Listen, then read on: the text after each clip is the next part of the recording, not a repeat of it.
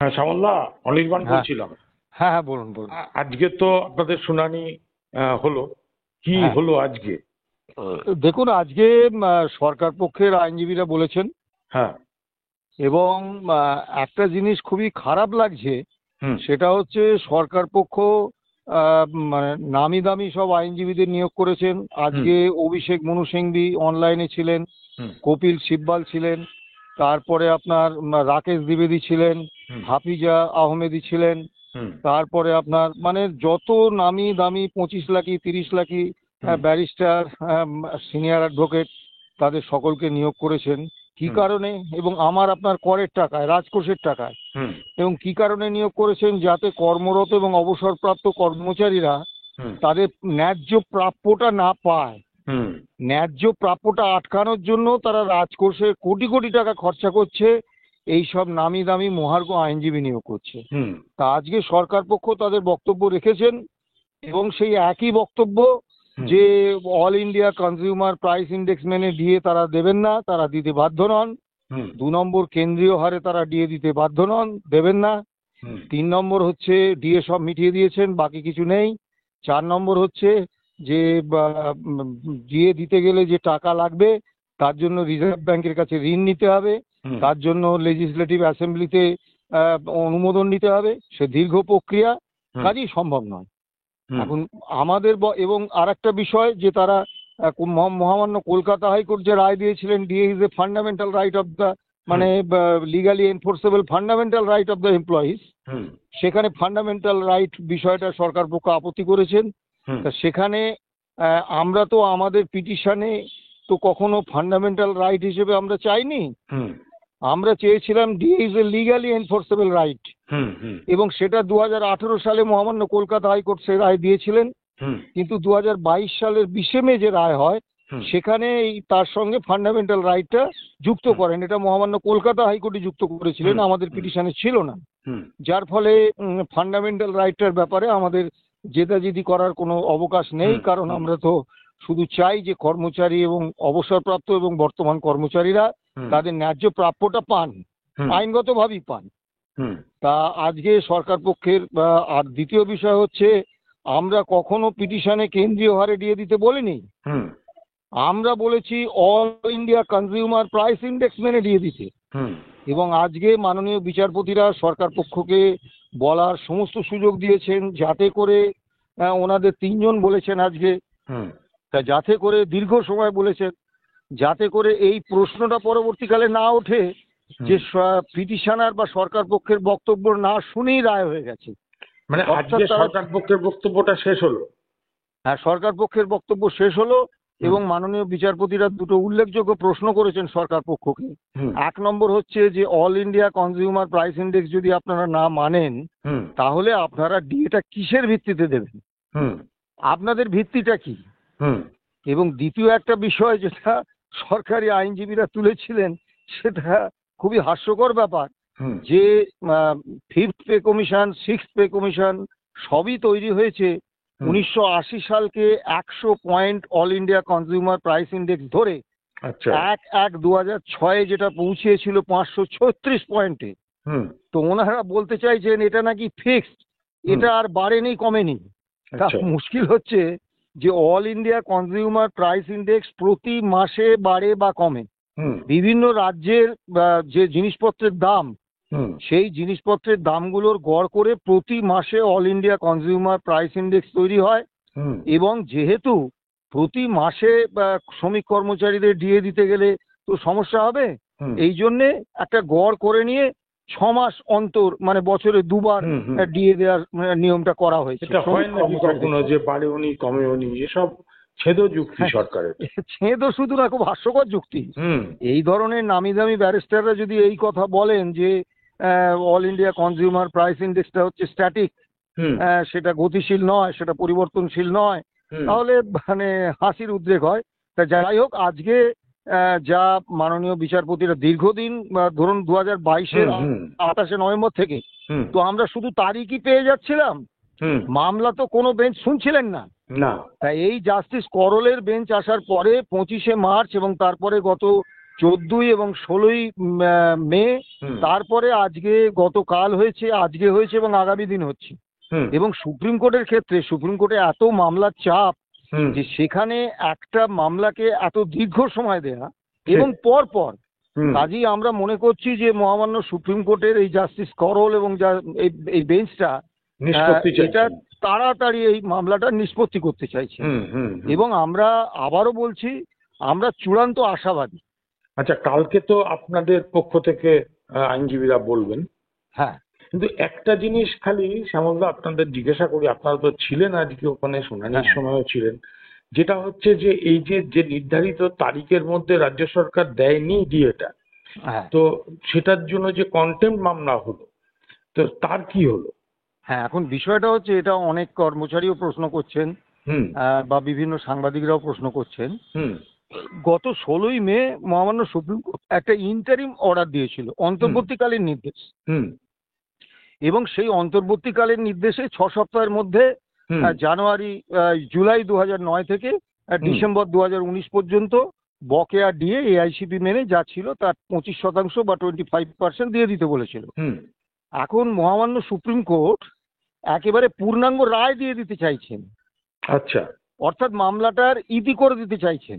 হুম যেটা আমরা 2022 সালের 28শে নভেম্বর, যেদিন প্রথম মামলার শুনানি হয়, হুম হুম সেদিন থেকেই যেটা আমরা চেয়ে এসেছি। হুম। এখন তো সেটা যখন বিচারপতিরা করে তো ইতি দিচ্ছেন, করে দিতে চাইছেন, ঠিক আছে, হ্যাঁ বিচারপতিরা বলে দিলেন যে দিতে হবে, সেখানে হ্যাঁ, কি মনে হয় যেহেতু কোনো টাইম ফ্রেমিং থাকবে?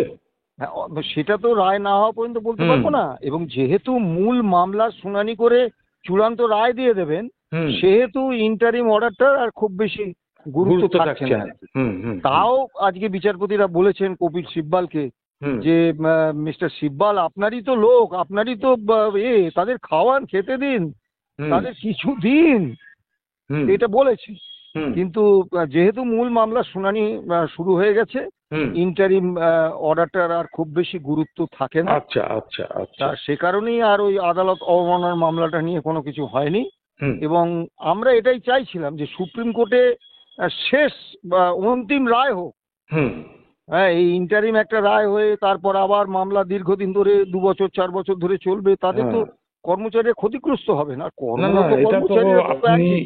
আপনি এবং মলয়দা যেভাবে মামলাটা প্রথম দিন থেকে শুরু করে চালিয়ে নিয়ে এলেন, এটা কালকে বা পরশুও বোধহয় হতে পারে, এখন পর পর হবে, তাই তো?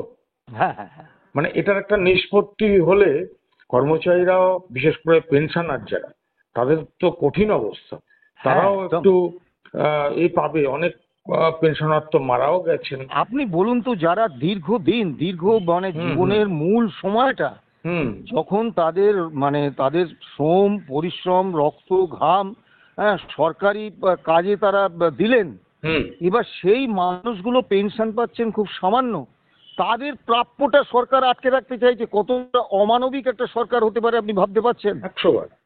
অথচ 100 এই বার। মন্ত্রীরা, তারা 11,000 টাকা বেতন ছিল মন্ত্রীদের, সেটা এখন করে নিয়েছেন 1,50,000 টাকা। হুম অন্যান্য সুযোগ সুবিধে, মেডিকেলের নামে কার্যত রাজকোষ লুট করছেন। হুম আমি শব্দ চয়নে সতর্ক থেকে বলছি, হুম মেডিকেল ক্লেমের নামে এমএলএ এবং মন্ত্রীরা হুম রাজকোষ লুট করছেন। হুম হুম হুম এমএলএদের বেতন ছিল 9,000 টাকা বামফ্রন্ট সরকারের আমলে, হুম সেটা এখন 1,25,000 হয়ে গেছে। হুম তারপরে নামে বেনামে অসংখ্য সুবিধে, হুম হুম হুম শুধু মোবাইলের জন্য রিচার্জ মাসে 5,000 টাকা, আপনি ভাবতে পারছেন? হুম। আর যে বিপন্ন পেনশনার, যারা সামান্য টাকা পেনশন পান, ওষুধ তাদেরকে কিনতে পারছেন না। তাদের প্রাপ্যটা দিতে পারছেন না। হুম আসলে আমরা এই সরকার আসার পরেই, যেদিন 2012 সালের 10ই জানুয়ারি হুম পুলিশ কর্মীদের ইউনিয়ন করার অধিকারটাকে কেড়ে নিলেন, হুম সেই দিনই আমরা বুঝেছিলাম এই সরকারটা শ্রমিক কর্মচারীদের কোনো দাবি মানবে না। হুম এবং এই সরকারটা আন্দোলনের ভাষা, গণতন্ত্রের ভাষা, এগুলো হুম বোঝেন না। হুম কাজেই আমরা আইনের ভাষাতেই এই সরকারকে বোঝানোটা যে যুক্তিযুক্ত, এটা আমরা মনে করেছিলাম। হুম হুম এবং আগামী কাল বা পরশু যেদিনই হোক, হুম এই মামলার শুনানি শেষে যখন রায় হবে, হুম এখন রায়টা বিস্তারিত রায় হবে, সেটা হয়তো মামলা শেষ হওয়ার সঙ্গে সঙ্গে রায় নাও হতে পারে, রায়টা রিজার্ভ রিজার্ভ রাখতে রাখতে পারেন, পারেন, কদিন পরে যে দিতে পারেন। কিছুদিন পরে দিতে পারেন, কিন্তু রায়টা যখন হবে হুম আইনি ভাবে হুম আমরা কর্মচারীদের এবং পেনশনারদের অধিকারটাকে কিন্তু ছিনিয়ে আনতে পারবো, এই বিশ্বাসটা আমাদের আছে। আচ্ছা, যাক, তবে আপনাদের কালকে থেকে তো আপনাদের বলার জায়গা আসছে, নিশ্চয়ই বিকাশ রঞ্জন ভট্টাচার্য, ফিরদৌস শামীম এরাও আপনাদের হয়ে যথেষ্ট লড়াই করবেন হ্যাঁ এবং জয় আপনারা আশাবাদী যে পাবেন, তাই তো? হ্যাঁ এখন প্রশ্ন একটাই, আপনার যে কথা আমাদের চ্যানেলে গতকালও আমরা দিয়েছিলাম, তাতে অনেকে প্রশ্ন এটা করেছেন, ওই জন্যই আপনাকে বলা হ্যাঁ যে শ্যামলবাবু, কোর্টের রায় নয় আপনারা জিতলেন, কিন্তু এই সরকার কি সেটা আদৌ ইমপ্লিমেন্ট করবে? না করলে আপনারা কি করবেন? দেখুন, দেশ গণতান্ত্রিক সংসদীয় ব্যবস্থায় হুম সুপ্রিম কোর্ট হচ্ছে সর্বোচ্চ হ্যাঁ, বিচারালয়, হুম এবং সেখানে যদি সর্বোচ্চ ন্যায়ালয়ের নির্দেশ যদি একটা অঙ্গরাজ্যের সরকার না মানে, হুম হুম তাহলে তো একটা এনার্কি, একটা নৈরাজ্য তৈরি হয়ে যায়। ঠিক। তা সেক্ষেত্রে আমরা আইনিভাবে যতটা করার নিশ্চয়ই করব, হুম তার সঙ্গে আন্দোলনের পথ তো খোলা আছে। হুম হুম রাস্তার আন্দোলন। সরকার যদি ভেবে থাকেন যে আজকে ধরুন আমরা মানে দিনের পর দিন মামলা করছি হুম এবং তার সঙ্গে আন্দোলনও করছি, হুম শুধু যে মামলা নিয়ে বসে আছি তা নয়। না না, যুগপৎ চলছে। হ্যাঁ, কাজেই হুম ছেড়ে দেওয়ার কোনো অবকাশ নেই। হুম এবং একটা জিনিস কি জানেন তো, ইতিহাস বলে হুম প্রত্যেক ফ্যাসিস্ট শাসক মনে করে হুম যে আমি শেষ পর্যন্ত শাসন করে যাব। হুম শ্রমিক, কর্মচারী, যুবক, সাধারণ মানুষ, ছাত্রছাত্রী, কৃষক, হ্যাঁ, এদেরকে আমি নিষ্পেষণ করে যাব, এদেরকে হিটলার শোষণ করে যাব। মুসোলিনিও ভেবেছিল, তারাও তো পারেনি। হ্যাঁ, তারাও পারেনি। হুম। এবং তারা এই মমতা বন্দ্যোপাধ্যায়ের থেকে অনেক বড় শাসক, অনেক বড় স্বৈরতান্ত্রিক, হুম অনেক বড় ফ্যাসিস্ট। একদম। হিটলার পারেননি, হুম। আর এ তো কোন মুসোলিনি পারেননি, হুম। আর এ তো কোন ছাড় মমতা বন্দ্যোপাধ্যায়। তবে আপনাকে বলি শ্যামলদা, আপনাকে আমাদের চ্যানেলের পক্ষ থেকে অনেক ধন্যবাদ, এবং আগামীকালও যে শুনানি চলবে, আমার দর্শকরা কিন্তু আপনার আহ, বলিষ্ঠ যে বক্তব্য, যুক্তি দিয়ে বলা কথাগুলো অত্যন্ত মান্যতার সঙ্গে তারা নেন, তারা অপেক্ষা করে থাকবেন যে আবার আগামীকাল কি হয় আপনার কাছে শোনার জন্য। নিশ্চয়ই নিশ্চয়ই, এবং আপনারাও যেভাবে আমাদের সহযোগিতা করছেন, না, আমরা আমাদের শেষ অবধি কথাগুলো আছি।